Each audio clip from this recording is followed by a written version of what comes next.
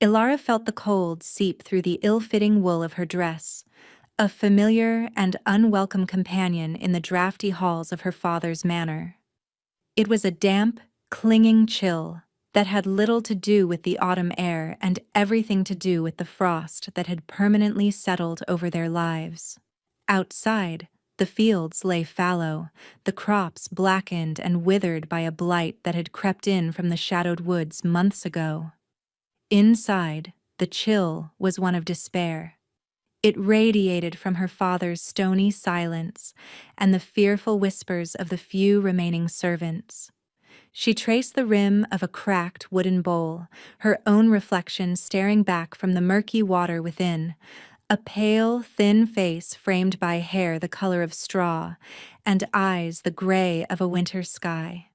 It was a plain face, unremarkable in every way, save for the faint, silvery birthmark that curled like a wisp of smoke from her temple to her cheekbone. The village crone said it was a witch's mark. Her father, Lord Arden, simply called it another imperfection in a long list. Her greatest flaw, however, was not one that could be seen. At 20 years of age, she remained unmarried and, as the village midwife had grimly pronounced after a humiliating examination, irrevocably barren. A daughter who could not forge an alliance through marriage, who could not produce an heir, was a daughter of no value. She was a failed investment. Her father never missed an opportunity to remind her of this fact. She was a ghost in her own home, drifting through rooms that held no warmth for her. Her only solace was the small, neglected library, a dusty chamber filled with her mother's forgotten books.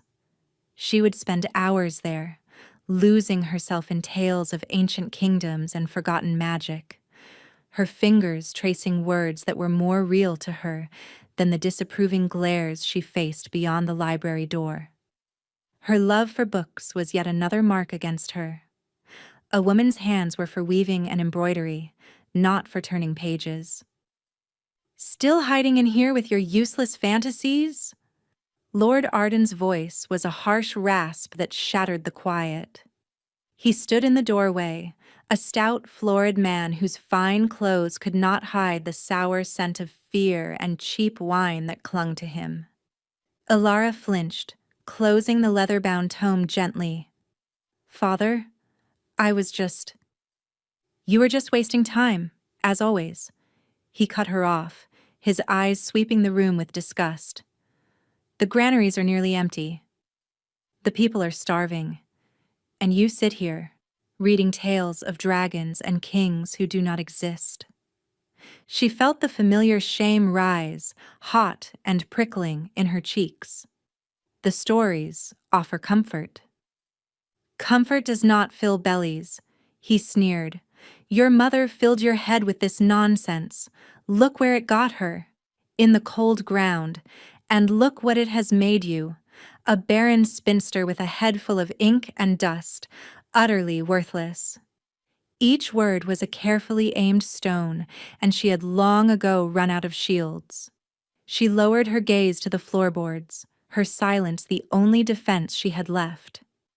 He saw it as acquiescence, as proof of her meek and useless nature. He could not see the quiet resilience hardening within her, a core of steel forged in the constant fire of his contempt. She was worthless to him. The thought was no longer a wound, but a simple, cold fact. The meeting with the village elders was held in the great hall, the hearth spitting and hissing as if in protest against the grim pronouncements being made. The air was thick with the smell of wet wool and desperation. Ilara was not meant to be there, but she lingered in the shadows of the upper gallery, listening. "The blight is unnatural," croaked old Thomas, the village's self-proclaimed expert on all things superstitious. "It is a curse from the onyx spire. The old pact has been broken."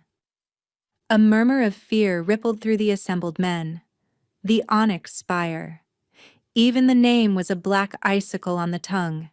It was the jagged peak that dominated the northern horizon, a fortress of volcanic rock that was said to be the home of the vampire king. A creature of legend, a nightmare whispered to frighten children, but in these desperate times, legend felt terrifyingly real. The pact required a tribute, another elder said, his voice trembling. Once every century, when our need was greatest, a life was to be offered at the foot of the spire, a life for the land's life. Her father stood before them, his face a mask of grim authority. The last tribute was over 100 years ago. Our ancestors prospered for it. We have grown complacent. We have forgotten our duties. Ilara's blood ran cold. A life. They were talking about a human sacrifice. They were talking about sending one of their own to the monster in the mountains. Who would we send? Someone asked, the question hanging heavy and fearful in the air. Who among us deserves such a fate? And then she saw it. The slow, calculating way her father's eyes scanned the room, the flicker of an idea, ugly and pragmatic, taking root in his mind. His gaze lifted, almost as if he could feel her presence in the shadows above. He did not see her, but she knew, with a certainty that stole the breath from her lungs, what he was thinking. A failed investment, a barren daughter, a worthless asset that could finally be put to use. The next morning he summoned her to his study. The room was cold, the fire unlit. He did not ask her to sit. He stood by the window, looking out at the dying lands he ruled. A decision has been made, he said, his voice devoid of any emotion. A tribute is required to appease the ancient power of the spire and lift this curse from our lands. Ilara stood perfectly still, her hands clasped tightly behind her back to stop them from shaking. She would not give him the satisfaction of seeing her fear. A life for a life. He turned, and his eyes were like chips of granite. Precisely. The village requires a sacrifice. I, as their lord, must provide it. And you have chosen me, she said. It was not a question, a flicker of something. Was it surprise at her directness? Crossed his face before it was gone. It is the most practical solution. Your life here is without prospect. You cannot marry. You cannot provide an heir. In this, your life can finally have purpose. You will be a savior to your people. A savior. He dressed the ugly word disposal in the noble robes of sacrifice. The dark humor of it was a bitter taste in her mouth. She, who had been scorned and devalued her entire life, was now to be the cornerstone of their salvation. I see, she said, her voice a low, steady whisper. You will be taken to the edge of the Blackwood at dusk, he continued, turning back to the window as if the matter was concluded. From there, you must walk the path to the spire alone. It is the old way. She did not weep. She did not beg. The part of her that might have pleaded for a father's love had withered and died long ago, just like the crops in his fields. She simply gave a slight, formal nod. As you command, my lord.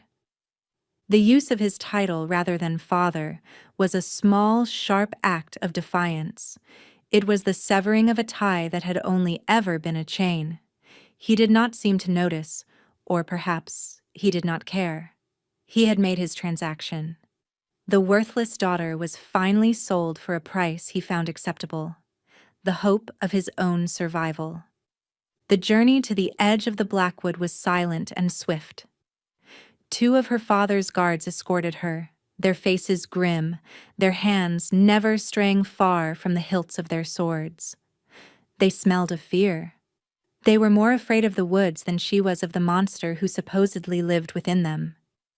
They stopped where the tended fields gave way to a wall of ancient gnarled trees. The path was barely visible, a dark slash leading into the oppressive gloom. The air grew instantly colder, carrying the scent of damp earth and decay.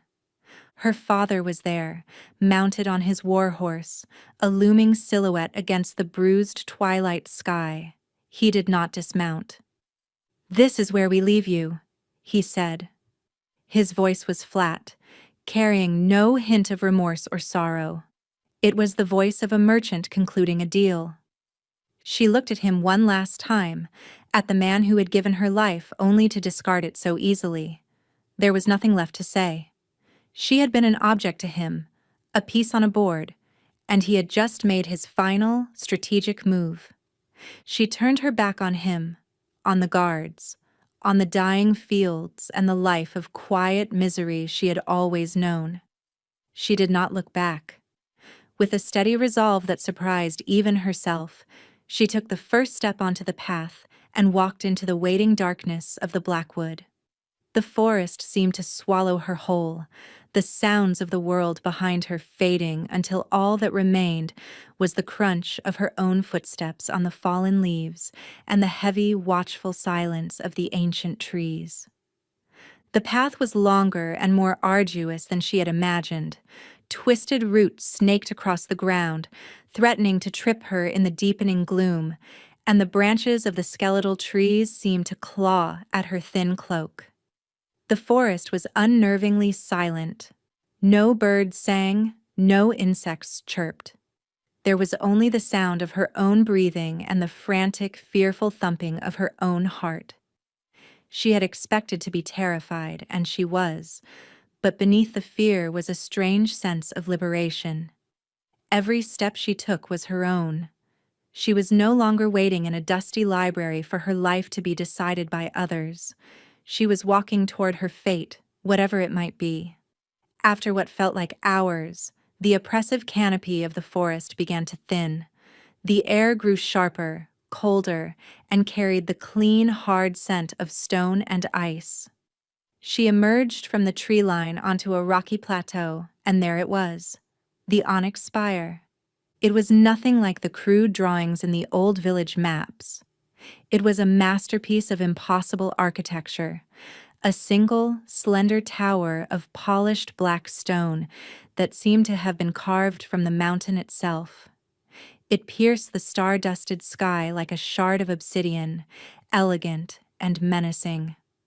Windows like slivers of silver glittered in the moonlight, and delicate web-like buttresses clung to its sides. It was not the crude lair of a beast. It was a palace.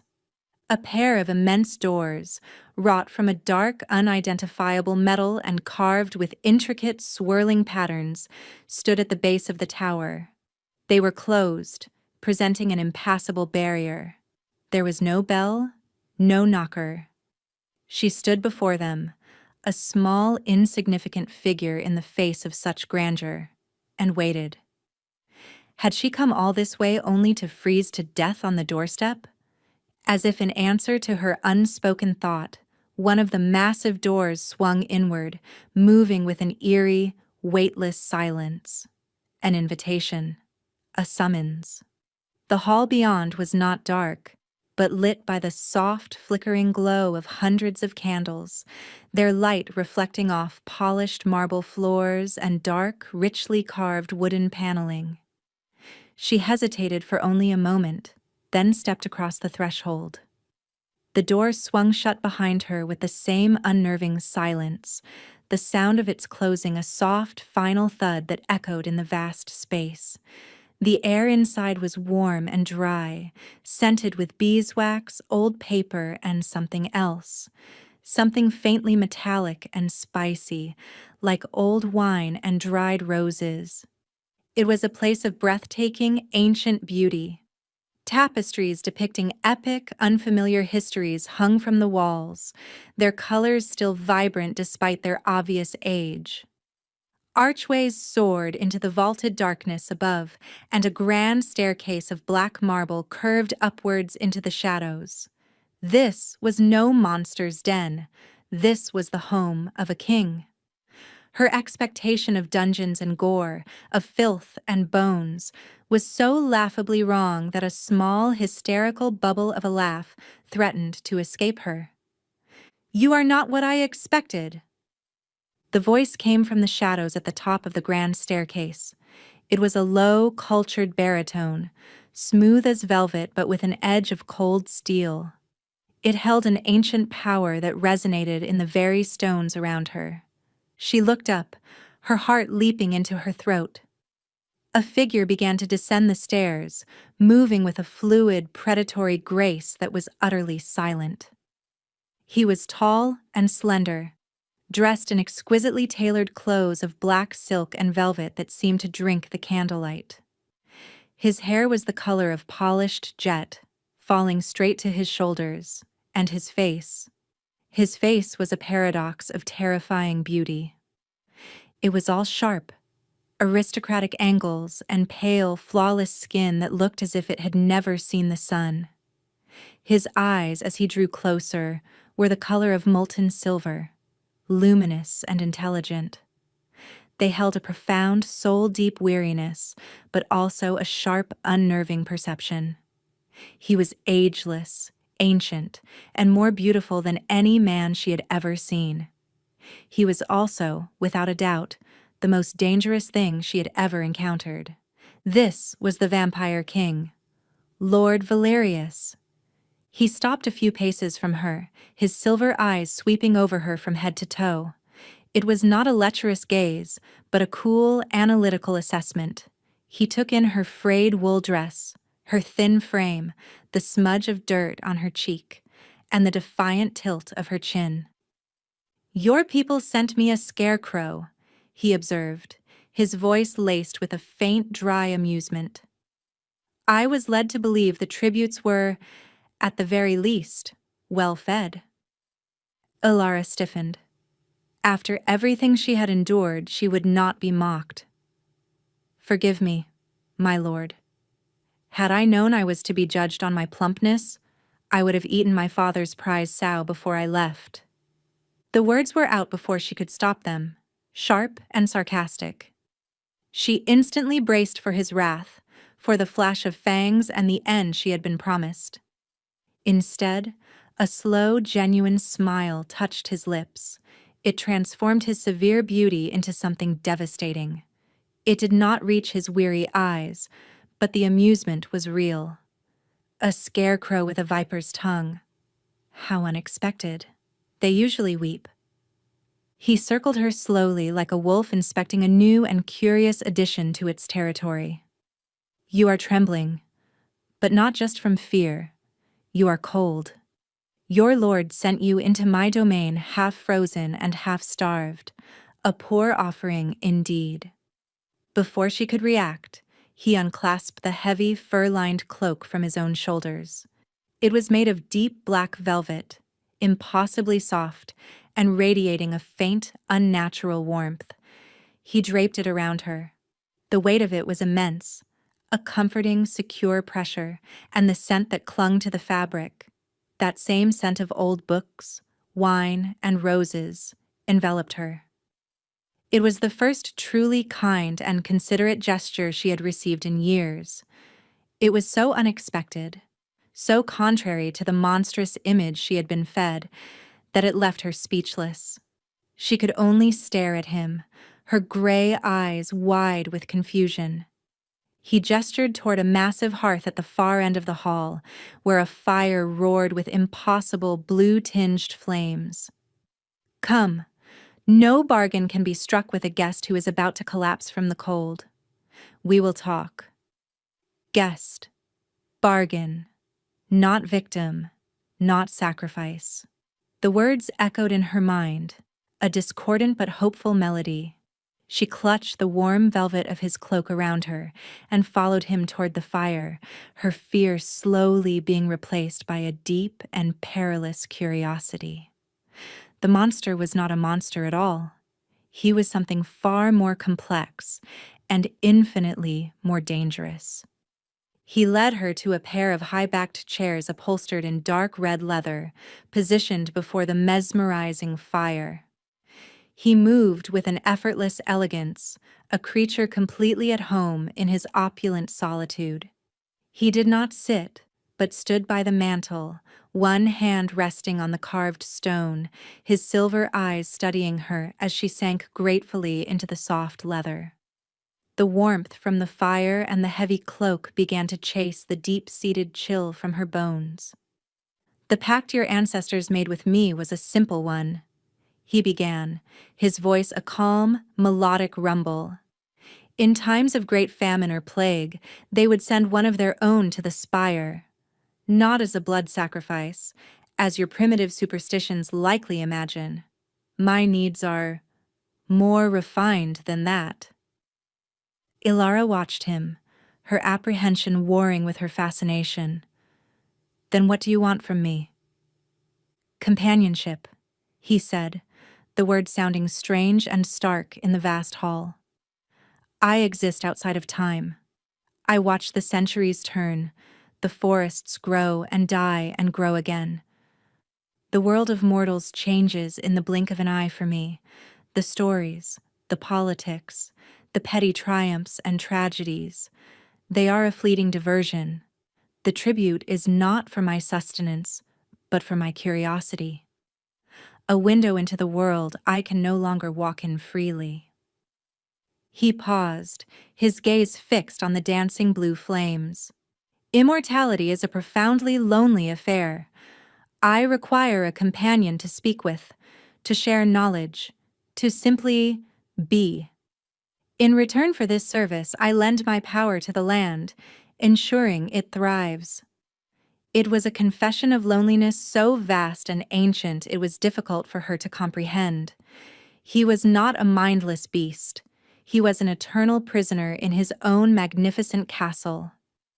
"So you do not intend to kill me?" she asked, the question sounding foolishly blunt. His lips curved into that slight, humorless smile again. "To what end?" "A screaming meal lasts but a moment. A good conversation can last for hours. It is a far more valuable commodity." He gestured to a small table beside her chair, upon which a silver goblet and a plate of bread and cheese had appeared as if from nowhere. "Eat.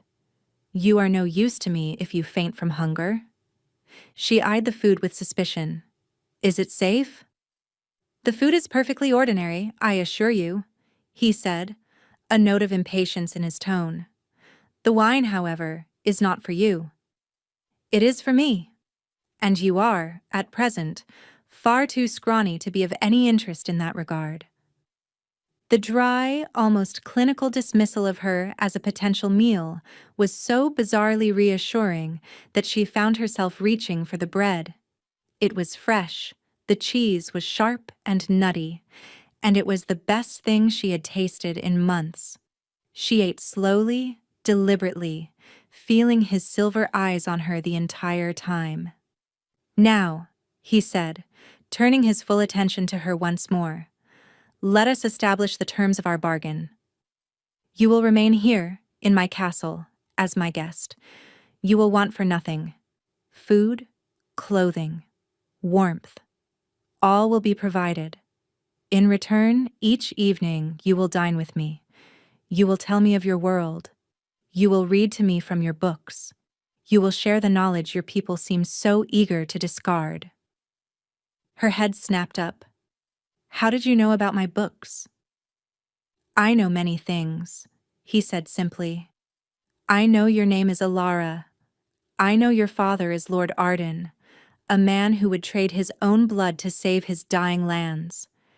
And I know that you find more solace in the written word than in the company of your fellow humans. An admirable trait, in my opinion." It was the first time anyone had ever called her love of reading admirable. Her father had called it a waste. The village women had called it unnatural. But this ancient, dangerous creature saw it as a virtue. A warmth spread through her chest that had nothing to do with the fire. It was the unfamiliar feeling of being seen, of being valued. "And my village?" she asked, her voice quiet. "The blight?" "So long as you uphold your end of the bargain, I will uphold mine," he promised. "The blight will recede. The rains will come. Their harvest will be bountiful. Your father will have what he desires. The choice was no choice at all. A life of comfort and conversation in a magnificent castle, or a return to a world of scorn and worthlessness. She would be a prisoner, yes, a songbird in a gilded cage, but had she not been a prisoner already, in a cage made of duty and disdain? I agree to your terms, she said, her voice clear and steady. Good, Valerius said, a flicker of satisfaction in his eyes.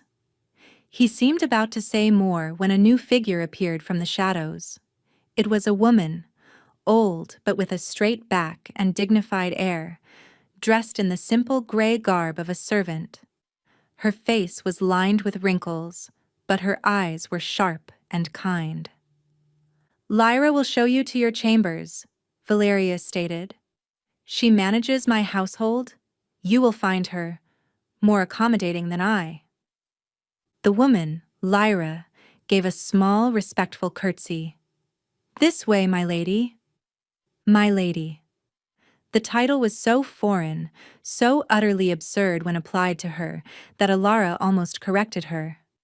But she held her tongue, gave Valerius a hesitant nod, and followed the old woman up the grand staircase.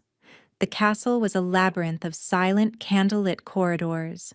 It was vast and empty, the silence broken only by the soft rustle of Lyra's dress and the echo of their footsteps. The chambers she was led to were larger than the entire ground floor of her father's manor. A four-poster bed draped in deep blue velvet dominated the room, and a fire, identical to the one in the hall, crackled merrily in a marble fireplace. A wardrobe stood open, revealing a collection of gowns made from fabrics she had only ever read about. Silk, satin, and velvet in rich, deep colors. The master had these prepared for you, Lyra said, her voice soft. He anticipated your arrival. He knew I was coming? Alara asked, running a hand over the sleeve of a dark green silk gown. It was softer than anything she had ever touched. The master knows what the land knows, Lyra answered cryptically. He felt its desperation. And he felt a potential? He said your village was offering up a jewel they believed to be common stone. She looked at Alara, her gaze direct and surprisingly warm. He is not the monster the stories claim. He is lonely. Be kind to him, my lady. He has not had kindness in a very long time. With another curtsy, the old servant departed, leaving Alara alone in the opulent room, a jewel they believed to be common stone. The words resonated deep within her. She looked at her reflection in a tall, silver-framed mirror. The girl, staring back, was still the same pale, thin scarecrow. But she was wearing the king's cloak. And for the first time in her life, she felt the faint, unfamiliar glimmer of her own worth. The days that followed settled into a strange and peaceful routine. Alara spent her mornings and afternoons exploring the castle. Its silence was not empty, but full of history. She discovered a music room with a grand piano whose keys played by themselves, filling the halls with hauntingly beautiful melodies. She found a conservatory filled with impossible, night-blooming flowers that glowed with a soft, silver light. But her favorite place, the heart of the castle and her own personal sanctuary, was the library.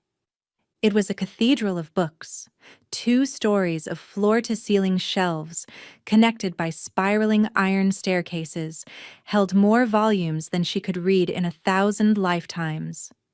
The air smelled of aged paper, leather, and dust. Here she was not an outcast or a sacrifice. She was a scholar. She was home. Each evening, as promised, she would dine with Valerius in a smaller, more intimate dining chamber. The meals were always exquisite, though he himself never ate. He would sit opposite her, a single goblet of his dark crimson wine in his hand, and he would listen. At first, their conversations were formal. She told him of the changing seasons in the world outside, of the petty squabbles between lords, of the simple lives of the villagers. He listened with an unnerving intensity, asking sharp, perceptive questions that cut to the heart of the matter. He seemed to drink in the information, a starving man finally granted a feast. Gradually, she began to read to him from the books she found in his library. She read ancient poetry in forgotten tongues, historical accounts of empires he had seen rise and fall, and fantastical stories that he would often critique with the first-hand knowledge of someone who had actually met a dragon or two. "That author has clearly never smelled a dragon's breath," he commented one evening, swirling the wine in his goblet. He describes it as sulfuric. It is, in fact, more akin to superheated cinnamon and regret. Ilara found herself laughing, a real, genuine laugh. The sound was so unfamiliar in her own ears that it startled her into silence. Valerius watched her, a curious softness in his silver eyes. "It is a pleasant sound. You should use it more often." His praise, always so unexpected and direct, sent a flush of warmth through her. She felt herself opening up to him in ways she never had with anyone. She told him of her mother, who had loved books and flowers, and who had died when Ilara was just a child. She told him of her father's cold pragmatism, of the whispers and stares of the villagers, of the crushing weight of being deemed worthless. He never offered pity. Instead, he offered a perspective forged over millennia. "Mortals are obsessed with utility," he said, his voice a low murmur. "A thing must have a purpose. A daughter for breeding, a son for fighting, a field for planting. They are so busy judging a flower for its ability to feed them that they forget to admire its beauty. Your father is a fool, Ilara. He had a rare orchid in his garden and complained that it bore no fruit. He called her Ilara, not scarecrow, not guest, but her name. And in his voice, it sounded like a precious thing." One evening, as she was recounting a passage from a book on ancient bloodlines, he leaned forward, his intensity suddenly sharp and focused. "That mark on your face," he said, his silver eyes fixed on the silvery wisp on her temple. "What have you been told of it?" "That it is a witch's mark," she answered, the old shame making her want to hide her face. "A sign of a curse." "It is not a curse," he said, his voice low and certain. "It is a sign of the old blood. The blood of the seers and the whispersmiths. It has grown faint in the human world, diluted over generations, but it is there, in you." He rose from his chair and came to stand behind her, his presence a palpable force of cold power and ancient energy. She felt a shiver trace its way down her spine, but it was not entirely from fear. "Your barrenness," he continued, his voice now a soft whisper near her ear. "It is not a failing of your body. It is a sign of your strength. The magic in your blood is potent. It claims all of your body's energy for itself, leaving none for the mundane task of childbearing. It is a power that has been lying dormant, waiting." She could feel the cool aura that emanated from him, could almost feel his gaze on her skin. "Power? I have no power." "You do," he insisted. "You simply have not been taught how to listen to it. Have you never felt a premonition, a sudden knowing of a thing you should not know? Have you never calmed an agitated animal with a touch, or found a lost object as if it called to you?" She thought back. There had been small, inexplicable things throughout her life, a sudden certainty that a storm was coming when the sky was clear. The way her father's hounds, vicious to everyone else, would grow calm and docile in her presence. She had dismissed them as coincidences, as foolish fancies. "Your mind," he said, his voice resonating with a strange pride. "Your affinity for knowledge, for stories, for the past. That is the magic seeking its own kind. It is drawn to history, to lore, because that is where its own story is written." He reached out, and with an impossibly gentle touch, his cool fingers traced the outline of the birthmark on her temple. A jolt, like lightning and ice, shot through her. The room seemed to shimmer at the edges, and for a fleeting second, she saw not the dining chamber, but a windswept cliff under a sky with 2 moons. The vision vanished as quickly as it came, leaving her breathless. "Did you see it?" he asked, his voice tight with a strange excitement. She could only nod, her heart hammering against her ribs. "This is your gift, Ilara," he said, his hand falling away. "The gift your people scorned. And it is why I was drawn to you. When the call for a tribute came, I felt the faint echo of your magic on the wind. It was a whisper of a song I had not heard in centuries." He was not just a lonely king seeking a companion. He had recognized something within her that no one else had, not even herself. He saw not a flaw, but a latent power. He saw not a worthless outcast, but a dormant queen. The realization was a terrifying, exhilarating thing. She was more than she had ever known, and her life in this castle was not an imprisonment, but an awakening. Their connection deepened in the weeks that followed. Valerius began to actively teach her, guiding her in small ways to recognize and embrace the nascent magic within her. He would have her close her eyes and listen, truly listen, to the castle, to feel the hum of ancient stone and the flow of power that ran through it like a current. He taught her how to scry using a bowl of water and moonlight, and while her visions were fleeting and chaotic, a glimpse of a running wolf, the face of a laughing child, the shadow of a burning city, they were real. Her newfound abilities were intoxicating, but it was the quiet moments of intellectual and emotional intimacy that truly bound her to him. They would spend entire nights in the library, debating the philosophies of long-dead civilizations or tracing the lineage of forgotten gods. She learned that his cold demeanor was a shield, a carefully constructed fortress built to protect a heart that had been wounded by millennia of loss and betrayal. He had loved and lost more times than she could comprehend, watching entire generations of friends and lovers wither and die while he remained unchanged. She, in turn, found her voice.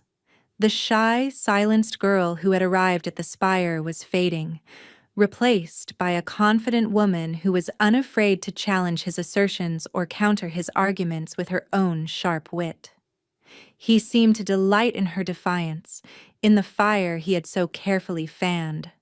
One night, as a storm raged outside, rattling the thick glass of the library windows, she found him staring into the fire, a profound sadness in his silver eyes. "What is it?" she asked softly, coming to stand beside him. He did not look at her, his gaze remaining on the flames. "I am thinking of a time before the spire was my prison. A time when I could walk in the sun, when the world was younger, and magic was not a thing to be hidden." It was the most vulnerable she had ever seen him. "What happened?" "A war," he said, his voice flat and heavy with memory. "A war between my kind and the fledgling race of men who feared what they could not understand. I was a king, a general. I fought to protect my people. But we lost. The victors cursed me. They bound me to this mountain, to the shadows. I can command the stones and the winds within my domain, but I cannot step beyond it. I can live forever, but I am forever a prisoner." He finally turned to look at her, and the loneliness in his eyes was a vast, bottomless ocean. You, Alara, are the first new thing to enter these walls in a century, the first voice that is not an echo of my own thoughts. You are like a single, vibrant bird that has flown into a tomb. Her heart ached for him. Without thinking, she reached out and placed her hand on his arm. His skin was cool, like marble, but he did not pull away. Instead, he covered her hand with his own. His touch was firm, possessive, yet gentle. The contact sent a now familiar jolt of energy through her, a current of shared life and power. "You are not in a tomb," she said, her voice fierce with a conviction that surprised her. "You are in a library. And a library is a place of life, of endless stories." A real, true smile touched his lips, and this time it reached his eyes, crinkling the corners and filling them with a light that chased away some of the ancient shadows. A clever distinction. "I knew you were no ordinary scarecrow." It was in that moment, with the storm raging outside and the firelight dancing on his beautiful, tragic face, that Alara realized the terrifying truth. Her curiosity had blossomed into affection. Her affection had deepened into something far more powerful, something that felt dangerously like love. She was falling in love with the vampire king, her captor, her tutor, her lonely, immortal companion. The thought should have filled her with fear. Instead, it filled her with a sense of profound and absolute rightness. This fragile peace, this growing intimacy, was not destined to last. The outside world, which she had almost forgotten, came crashing back with brutal force. It arrived in the form of a small, armed delegation that appeared at the edge of the Blackwood one crisp autumn morning. Valerius felt their approach first. He was standing with Alara on a high balcony overlooking the forest when he stiffened, his head tilting as if listening to a distant sound. "We have visitors," he said, his voice losing all its warmth and turning to ice. "Uninvited ones." Alara followed his gaze. A group of men on horseback were gathered at the tree line, their banners limp in the still air. She recognized the boar sigil of her father's house, and beside it, another banner, one she had only seen in woodcuts, the stark, unforgiving symbol of the High Inquisitor. A silver sword through a black sun. A cold dread, a feeling she had not experienced since her arrival, washed over her. "My father." "And a holy man," Valerius added, his lip curling in a slight sneer. "He has brought dogs to hunt a supposed witch. It seems your father was not content to simply be rid of you. Now he seeks to profit from your condemnation." The confrontation took place in the Great Hall, the same hall where she had first met him. Valerius sat upon a throne-like chair of carved obsidian on a raised dais, looking every inch the ancient, formidable king he was. Alara stood beside him, not behind, a deliberate placement that spoke of partnership, not ownership. She wore a gown of dark blue velvet, a stark contrast to the rags she had arrived in, and her head was held high.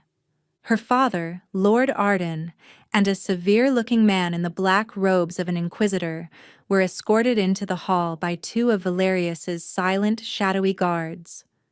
Her father's face was a mixture of greed, fear, and righteous anger.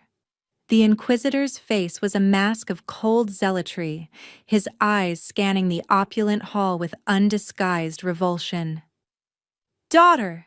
Lord Arden boomed, his voice echoing unnaturally in the vast space. "You are alive." "As you can see," Alara replied, her voice cool and even. "A fact which seems to displease you." "Displease me?" "I am overjoyed," he blustered, though his eyes darted nervously toward Valerius. "We heard tales you had survived, that you lived in sin with this Creature, we have come to rescue you from his vile clutches. The Inquisitor, a man named Malachi, stepped forward. Ilara of House Arden, you stand accused of heresy and consorting with a creature of darkness. Your father has petitioned for your soul's salvation. Renounce this demon and return with us for purification, and the Mother Church may yet show you mercy. Purification. She knew what that meant. A pyre. They were not here to save her. They were here to reclaim an asset and use her as a spectacle to solidify their own power. All eyes were on her. Her father, his face pleading and demanding. The Inquisitor, his eyes burning with cold fire. And Valerius, who remained silent, his expression unreadable. He was giving her the stage. This was her choice to make, her battle to fight. The realization filled her not with fear, but with a surge of strength. There will be no need for purification, Inquisitor, she said, her voice ringing with a newfound authority. For I have committed no sin, and I will certainly not be returning with you. Lord Arden's face purpled with rage. You will do as I command. I am your father. You ceased to be my father the moment you sold me to settle a debt, Ilara retorted, taking a step forward. Her voice was sharp, each word a carefully aimed dart. You cast me out, deemed me worthless, and sent me to what you believed was my death. You did not do it for your people. You did it for yourself, to rid yourself of a daughter who was an embarrassment to you. But your gambit failed.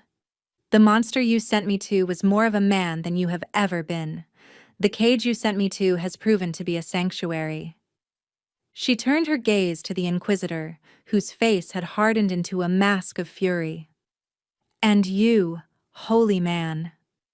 You speak of darkness, yet you stand in a hall filled with more knowledge and beauty than your entire church possesses. You offer me the mercy of the flame. Lord Valerius offered me kindness. You call him a demon, but he has treated me with honor.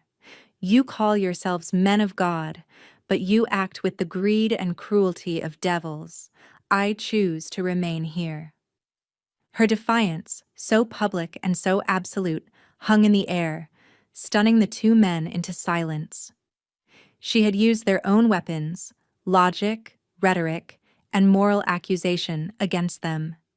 She felt a faint hum under her skin, the thrum of her own power rising to her defense, buoyed by her conviction. It was then that Valerius finally moved. He rose from his throne, not with speed, but with a slow, deliberate grace that was more terrifying than any sudden movement.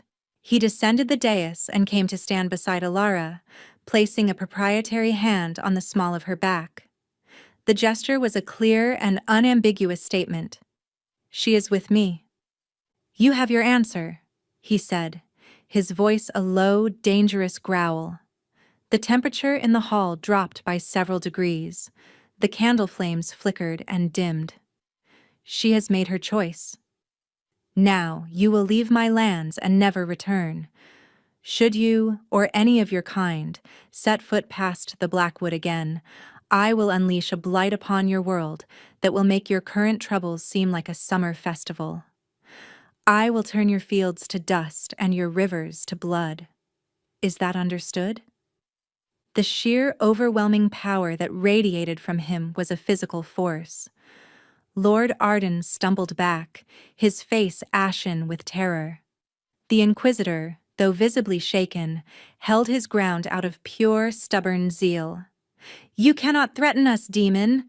The power of the righteous will see you destroyed. Valerius smiled, a chilling, predatory baring of teeth that held no humor.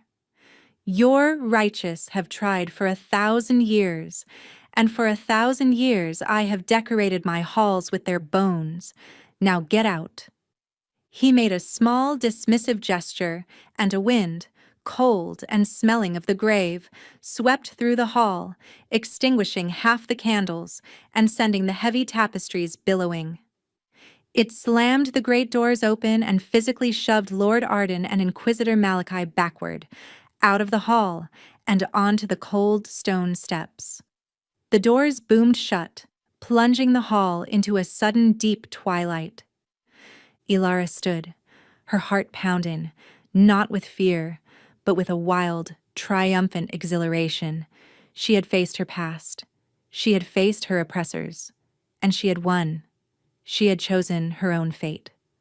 She turned to Valerius, ready to thank him, but the look on his face stopped her. The mask of the powerful king had fallen away, and in its place was a raw, aching vulnerability she had never seen before. The immediate aftermath of the confrontation left the great hall in a profound silence, broken only by the crackling of the hearth. The adrenaline that had surged through Elara began to recede, leaving her feeling strangely hollowed out, yet solid in her own skin. She had spoken words she never thought she would have the courage to utter. Valerius stood by the great doors, his back to her, one hand pressed against the cold, dark metal as if to feel the fading presence of the intruders. The immense power he had just wielded seemed to drain away, leaving him looking almost fragile in the dim light. "You were magnificent," he said, his voice quiet, stripped of its earlier menace. He did not turn to face her. "You used their own hypocrisy as a weapon against them. I have seen seasoned diplomats with less skill." "You taught me," she replied, her voice equally soft. "You showed me that my mind was not a liability." He finally turned, and the look in his silver eyes was one she had never seen before. It was a maelstrom of ancient pain, fear, and a desperate, burgeoning hope. "And in doing so, I have tied you to my fate. You defied them for me. You chose this prison. Do you understand what you have done, Elara?" "I chose a life of worth," she said, stepping toward him. "I chose a life with you." "A life," he repeated, the words laced with a profound bitterness. "You speak of a life. I can offer you an existence, an eternity of these same halls, these same books, this same twilight. What you did today, it was brave, but it has sealed your doom as surely as it has sealed mine." He began to pace before the hearth, his graceful movements now agitated, restless. "For centuries, I have been alone. I convinced myself it was a necessity, a preference even. I watched the world through the window of my tributes, a detached observer. But you did not just bring stories. You brought life back into these stones. You woke me from a slumber I did not even realize I was in." He stopped and faced her, his expression raw with a vulnerability that was more intimidating than any show of power. "When that zealot threatened you with his purification, I felt something I have not felt in 500 years. Rage, a true, burning rage, and beneath it, fear. Fear of losing you, fear of being alone again in the silence you have filled." This was his deepest secret, not his curse, not his power, but his profound, soul-crushing loneliness. The burden he carried was not just his immortality, but the love he was no longer capable of, the connections he was too afraid to forge, only to watch them turn to dust. "You are mortal, Elara," he said, his voice cracking with an emotion she could not name. "You will age. You will wither. You will die. And I will be left here with your ghost, another memory to haunt these halls for another 1,000 years. The joy you have brought me will become the most exquisite torture I have ever known. I cannot bear it." Tears welled in her eyes, tears not of sadness for herself, but of a deep, aching empathy for him, for the magnificent, powerful, and utterly broken creature standing before her. She went to him, unafraid, and placed her hands on his chest.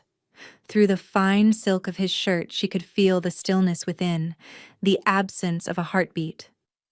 "Then let me stay," she whispered, "however long I have." He looked down at her, his silver eyes shimmering with unshed tears of blood. "A handful of decades? It is both an eternity and no time at all. It is not enough." He took her face in his cool hands, his thumbs gently stroking her cheeks. "There is a way for you to stay, not as a fleeting mortal companion, but as my equal, a permanent solution." Her breath caught in her throat. She knew what he was suggesting. Immortality. He nodded, his gaze intense, searching hers. "It is not a gift I can give, but a choice you must make. It is a ritual, an ancient binding of blood and magic. It would share my nature with you, but it would also awaken the full potential of your own power. The old blood within you would roar to life. You would not become a mere creature of the night, a lesser reflection of me. You would become something new, something more. You would be my queen, bound to me not by a curse but by a willing choice." He was not offering to turn her into a monster. He was offering her a crown. He was offering her a partnership, a true and eternal union of equals. But the cost was immense. She would have to leave behind her mortal life, everything she had ever been, forever. "It must be your choice, and yours alone," he stressed, his voice tight with desperation. "There can be no coercion, no fear. The magic requires a willing heart, a soul that steps into the darkness with its eyes wide open. If there is any doubt, any hesitation, the ritual will fail. It could destroy us both." He was laying his heart, his hope, and both their futures at her feet. He was giving her all the power to accept him or to reject him and condemn him back to his eternal solitude. She thought of the life she had left behind, a cold hearth, a father's scorn, a future as a withered spinster pitied and whispered about. A life of being unseen, unheard, unloved. She looked at the life she had now, a home filled with knowledge and beauty, a companion who saw her, valued her, and challenged her, a man who, in his own tormented way, loved her. The choice was not between life and a half-life. It was between a life of worthlessness and a life of purpose. It was not a sacrifice. It was a coronation. She looked up into his tormented silver eyes and saw her own future reflected there. She saw centuries of shared knowledge, of whispered conversations in the dead of night, of standing together against a world that would fear them. She saw a partner, an equal, a king who needed his queen. "Yes," she said, her voice clear and unwavering, resonating with the absolute certainty of her own heart. "I choose you, Valerius. I choose this life. I choose to be your queen." A single perfect tear of blood traced a path down his pale cheek. It was a tear of relief, of disbelief, of a joy so profound it was painful. He lowered his head and pressed his forehead against hers, his cool skin a stark contrast to the heat of her own. "Then it is time," he whispered, his voice thick with emotion. "It is time for my queen to be crowned." The ritual was not performed in a dungeon or on a bloody altar, but in the heart of the castle's ancient conservatory. The glass dome above them revealed a sky thick with stars, and the air was heavy with the scent of the glowing, night-blooming flora. It was a place of life, not death. Valerius led her to the center of the room, where a shallow basin of polished obsidian was filled with water that perfectly reflected the cosmos above. He was dressed in simple black silks, she in a gown of silver that shimmered like moonlight on water. There were no arcane symbols, no chanting, only a profound and reverent silence. He took her hands in his.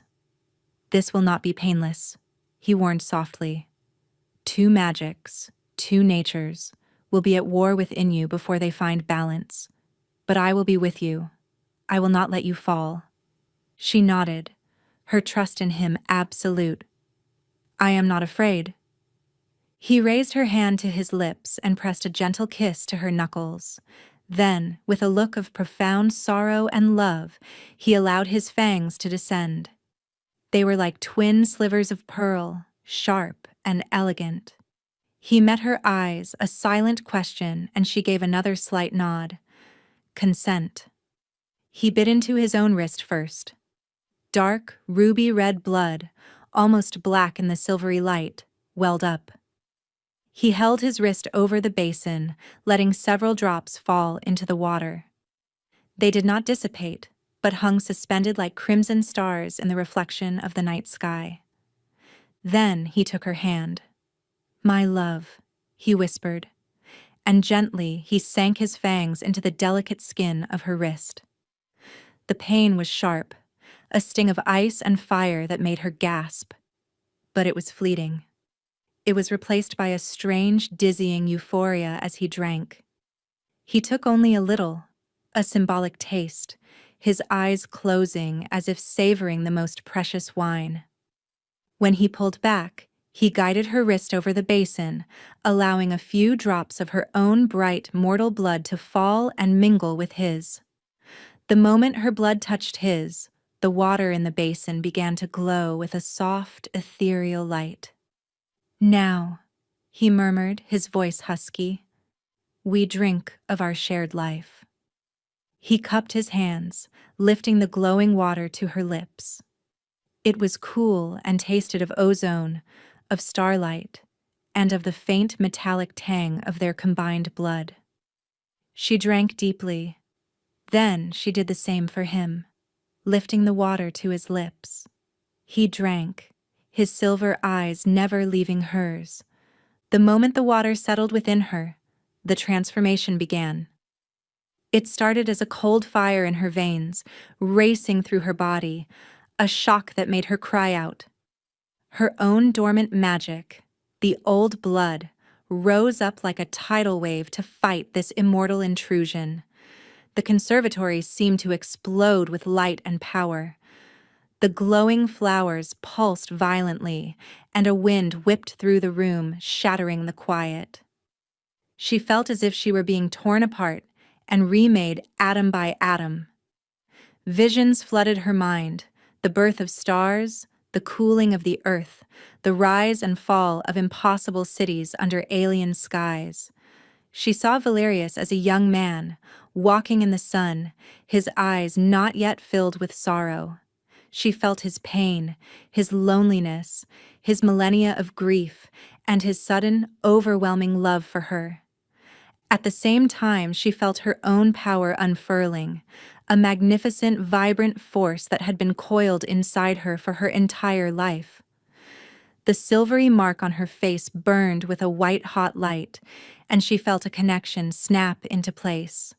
A connection to the stone of the castle, the roots of the mountain, the stars in the sky. Valerius held her fast, his arms a steel band around her, anchoring her to reality. He murmured to her in the ancient tongue of his people, words of love and reassurance, his strength a bulwark against the storm raging within her. He was taking the brunt of the chaotic energy, shielding her, guiding her. And then, as suddenly as it began, it was over.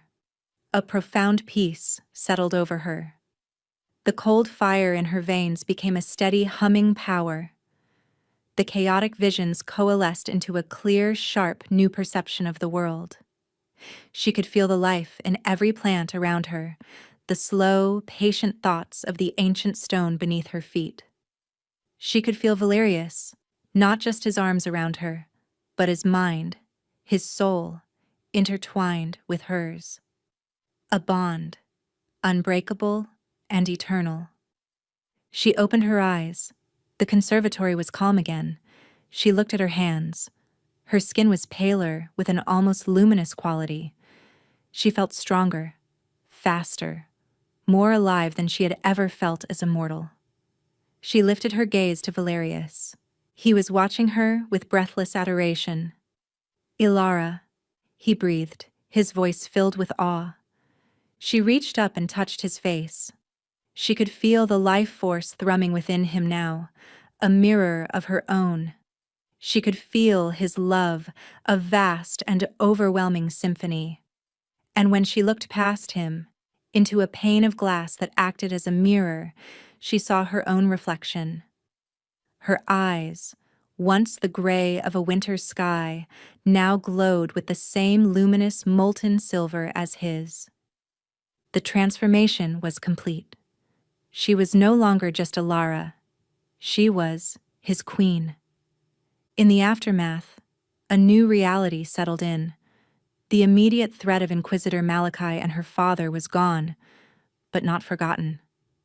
They were a permanent enemy now, a symbol of the world outside that would never understand or accept what they were. But the fear was gone, replaced by a quiet certainty. They would face that threat, and any other, together. The blight on her former lands had already receded, as Valerius had promised. The village would prosper, ignorant of the true price that had been paid and the true reward that had been reaped. Her father would have his wealth, but he would live with the knowledge that the daughter he had discarded now held the power of a queen. It was a fitting, quiet justice. Their first act as a united couple was to walk to the high balcony as the faintest hint of dawn touched the horizon. In the past, this was the hour Valerius would have retreated to the castle's deepest shadows, away from the lethal touch of the sun. But now, something was different. "I can feel it," he murmured, standing beside her, his hand clasped firmly in hers. "Your magic, the life in your blood that is now mingled with mine, it shields me. The sun is not the instant poison it once was." As the first rays of morning light broke over the distant mountains, painting the sky in hues of rose and gold, he did not flinch. He did not burn. He simply stood beside her, his silver eyes, so long accustomed to darkness, watching the sunrise for the first time in 1,000 years. A faint warmth touched his pale skin, and he closed his eyes, a look of sublime peace on his face. Ilara looked at him, her heart swelling with a love so vast it felt as big as the sky before them. She thought of the trembling, worthless girl who had walked into the Blackwood, expecting to be devoured by a monster. She looked down at her own hands, at the fine silk of her gown, and felt the steady, powerful thrum of immortal life within her. She had been sent as a sacrifice to save a dying land, but she had ended up saving a dying king, and in doing so, she had saved herself. What began as a punishment had become her salvation. The flaw that had defined her had become the source of her greatest power. The monster of legend had become the love of her eternal life. "It's a new day," she whispered, leaning her head against his shoulder. He turned his head and pressed a kiss to her temple, directly over the silvery mark that was now a badge of honor. "For us," he agreed, his voice filled with the promise of countless dawns to come. "It is the first of many." They stood together, king and queen, on the balcony of the onyx spire, no longer prisoners of the darkness, but rulers of their own twilight kingdom. Their pasts had been written, filled with loneliness and scorn, but their future was an unwritten book with infinite pages. They would face the challenges of the world, the hatred of men like Malachi, and the endless turning of the centuries. But they would face it all as one, united, equal. The story did not end here with the rising of the sun. It was only just beginning.